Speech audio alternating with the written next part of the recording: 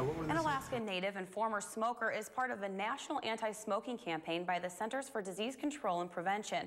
News Center 11's Daryl Clark has more in this week's Health Report.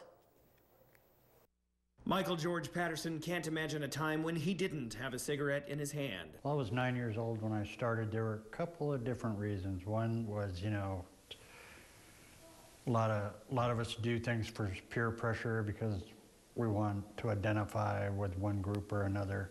Also, I left home when I was 9 years old. When you're that young, I was grasping at independence basically and trying to feel more grown up, and it seemed like that's what grown-ups did. Despite smoking at such an early age as 9, Patterson did manage to quit briefly as he served in the U.S. Army. The habit consumed me so hard that I was taking cigarette butts out of ashtrays and stuff, and rolling my own tobacco from that. And, the insanity of it, I wasn't looking at that as, an addictive behavior or, that I might have a real problem.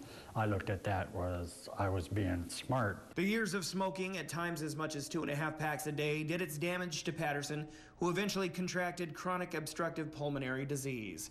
Patterson sharply recalls the day that changed his life. I was suffocating to death, and I could feel every cell in my body just screaming for oxygen, and the terror and the horror of all of that is just building.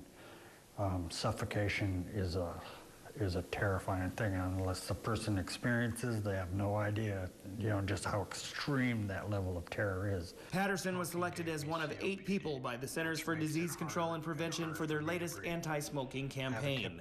Patterson hopes his story can lead to change for all smokers, but especially for Alaska Natives and American Indians. I look at people, and I can't help but thinking, if you only knew what's in front of you, you would stop now, before it's too late.